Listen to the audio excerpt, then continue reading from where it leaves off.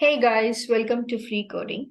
In your day to day life, you must have come across situations where you have to make decision based on certain conditions.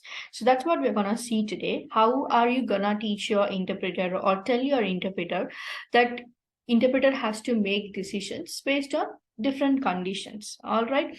And our topic for today is conditional statements in Python. And to make or to let your interpreter decide, you have to use these statements, one of these statements based on the scenario. So I have if statement, if else, if elif else. So starting off with an if statement here. So this task is I'm gonna get user's age and then gonna compare it against 18. So if it's greater than 18, I'm gonna print you're allowed to enter the building. So getting an input, as you know, you have to use input method here.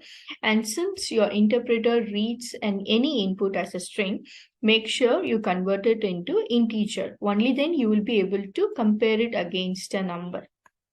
And in the next line, I'm using the if command. Obviously, to make or to check for a condition, you have to use this command. And followed by that, write your condition. In Python, it's not mandatory to use parentheses to write your condition. Usually in other languages, what happens is you have to write your condition within a set of parentheses. So that's not mandatory here. And you make sure you end it with colon here. And you won't be using any curly brackets to create a block of code. So in Python, in order to create a block of code, you have to make sure you're giving proper indentation in the beginning. The standard indentation space is 4 spaces. And whatever lines that comes below this if statement are indented, then those lines are considered as a block of code that comes under this if command. So since I've written a command saying if age is greater than or equal to 18, so this condition, if this condition becomes true, only then your interpreter is gonna read this line. If this condition isn't true, your interpreter is gonna jump out of this if statement right out of it. It would never get into this print statement. So let me run this. So let's try it 2 times. I'm gonna make once true. So I'm gonna enter 20 here. Since the condition is true here, it's gonna print you're allowed to enter the building. What if my condition isn't true? So say I'm gonna enter 15. So obviously your condition would become false in this situation and your interpreter would not read your print statement, would simply exit from the command. There you go. It didn't print anything. But this is not quite understandable for user, right? Since I am able to see the code, I can understand it here. But what if your user, obviously your user would never get to see your code. So in this case, you have to make sure you're conveying your information properly to your user. In that case, what you can do is, I've written the same code here. If age is greater than or equal to 18, print you're allowed to enter the building, or else. What if this condition is not true? You should let your user know. You should make sure you're conveying the message properly or output properly. So add an else statement, enter a colon. So whenever you have else, you don't have to write the condition. It's just like a normal English statement. So if it's raining, take an umbrella, or else you don't have to. So you don't have to mention the condition there. And whatever, again, you need to have a colon, end it with colon, and you should make sure you have proper indentation to create a block of code. So I'm just going to add this line in here.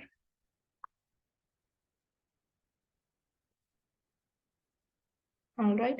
And so if age is greater than 18, greater than or equal to 18, your interpreter is going to print you're allowed to enter the building. Only if this condition becomes false, your interpreter would read this else statement. The else will be read only if all the conditions that are mentioned earlier becomes false. If not, if this becomes true, your interpreter would never read this else part. So let's see. So again, I'm going to enter 30 here. So you're allowed to enter the building. In this case, your interpreter never read this line. Now, let me make that as a false by entering 15. Now, since this condition became false, Your interpreter did not read this print statement. It jumped out of that if command and searched for else or elif command. So since you have an else part here, it does not worry about any other condition. It would just print whatever is within the else part. There you go. That's how if else would work. It's quite a simple one. The only problem is you have to make sure you end it with colon and proper indentation in the beginning. Now, in our next example, I'm going to have multiple conditions here, say, because in the previous one, I had only one condition. I'm going to check that condition. If it is true, do this, or else do the other one. But now, say I have multiple conditions with multiple decisions. So in that case, what you have to do is you have to use elif command. So your syntax goes like this. You have if command, followed by that, you can have as many elif as you want, and then end it with an else part. Else is not always mandatory one, but why do we have else's? Whenever there are a lot of situations, where users output could be completely different, or if you're getting an input from the user, that input could be completely different than all your conditions. In that case, your else would get printed automatically. So that's why else is important, in order to cover, or in order to make sure that you're covering all the inputs that you're getting from user. So this is an example of grading system. I'm getting the score from the user. So input, make sure you convert it into integer. If not, you won't be able to compare a string and a number. All right, that would throw an error. So in order to do that, you have to make sure that string is getting converted into integer. That's what I'm doing here. They're converting it into integer. And then, so this is just a comment. All right. So, and then I'm going to compare it against marks. So since it's mentioned here that if I get 90 or above, okay, or above 90, let's say. So if it's above 90, the grade is going to be A. If it's above 70, the grade is going to be B. If it's above 50, C. And above 35, it's going to be D. And less than 35 would be E. All right. So let's get into the coding part.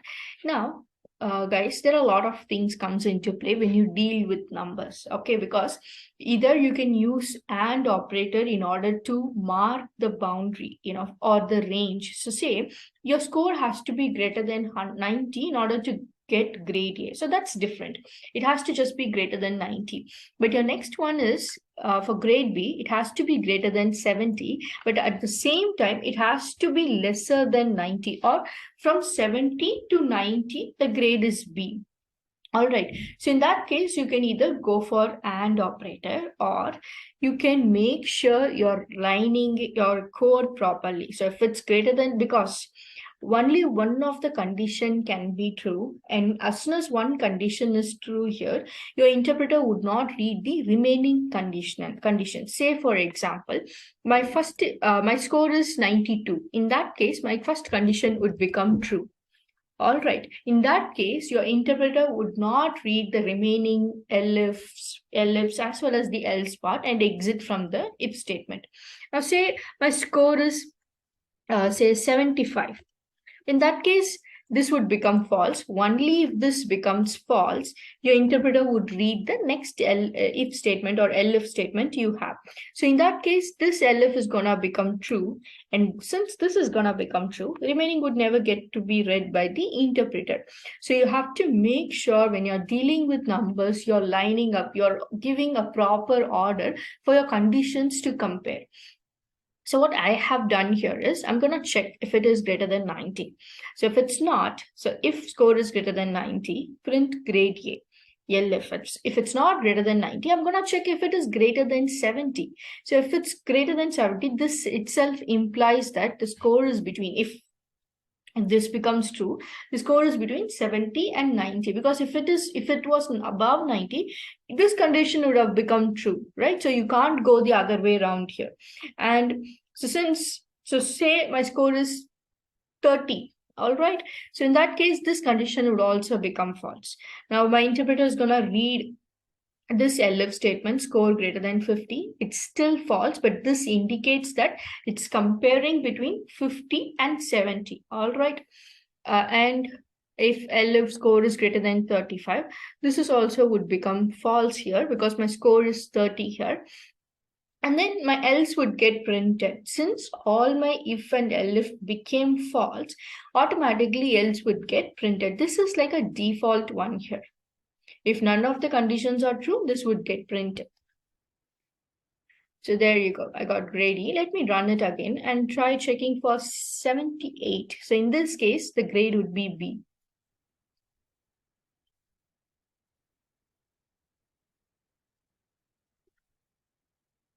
There you go.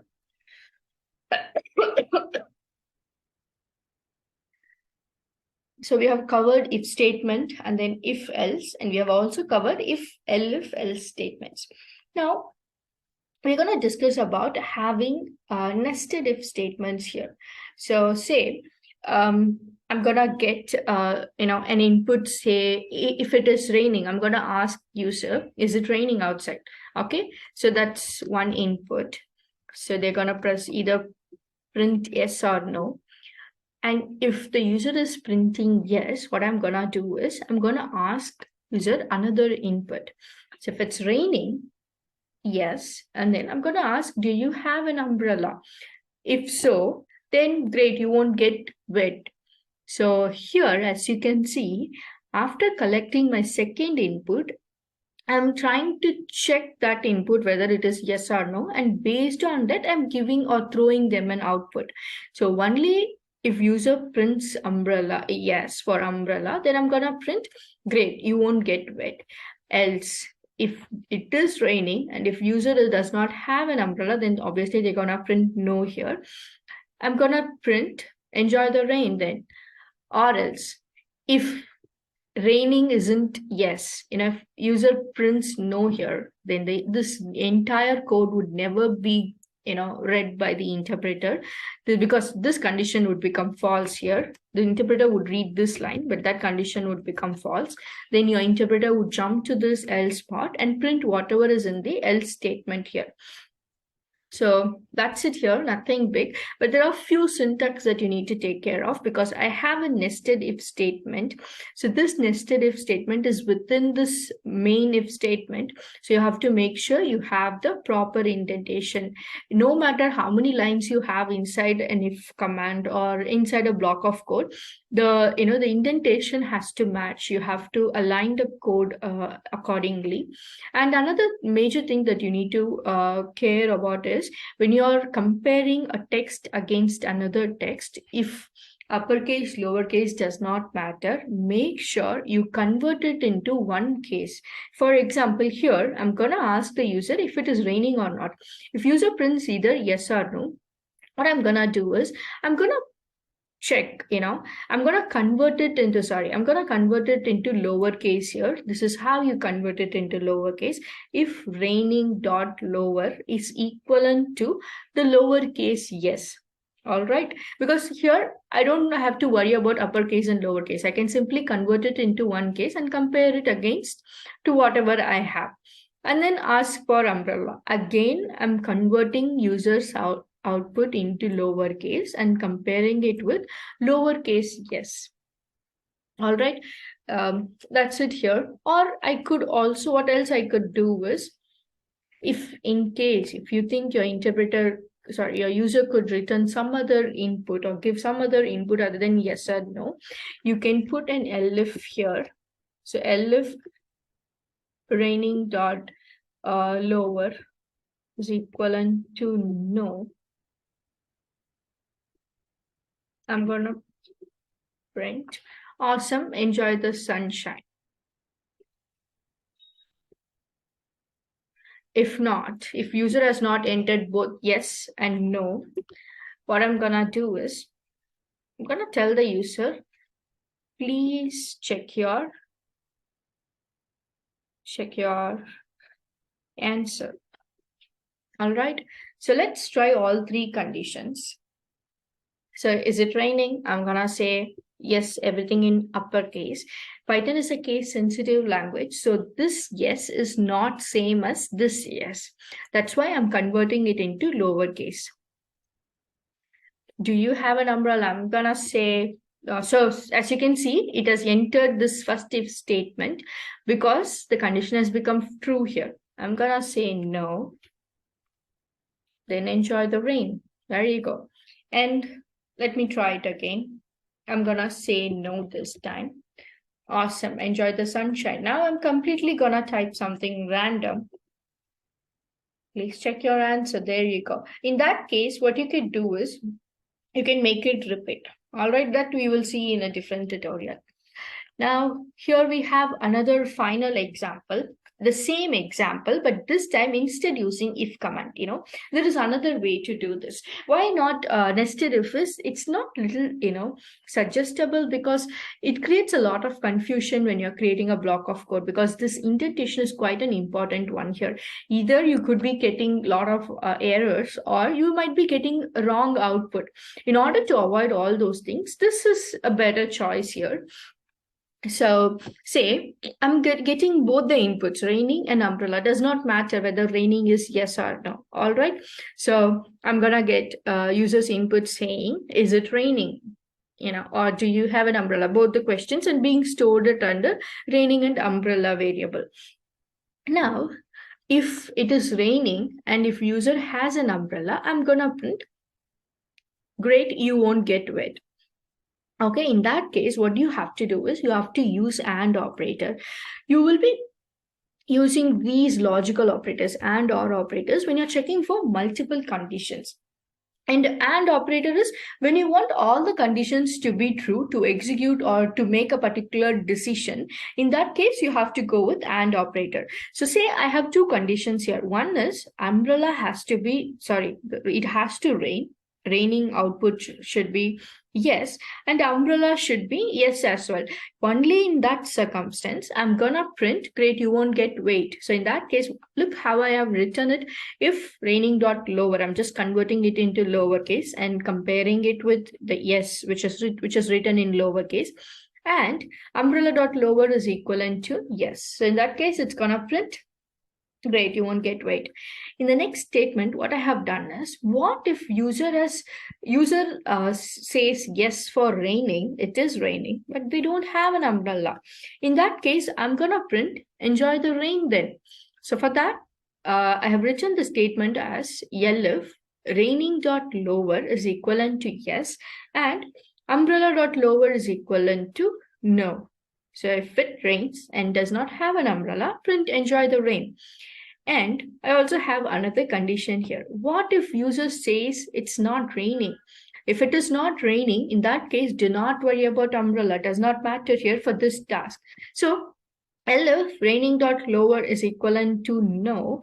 In that case, I'm just not gonna worry about the umbrella answer. I'm gonna just print awesome, enjoy the sunshine. And or else, if user has printed anything else, I'm just gonna say check your response other than yes and no. So let's run and see. So say I'm gonna say no here. In that case, no matter whatever I type in here, it's just gonna say awesome, enjoy the sunshine. If I say yes for both, it has printed, great, you won't get wet because it's raining as well as I have an umbrella. And final check, yes, but no umbrella. It is raining, but I don't have an umbrella. Let me check my answer again.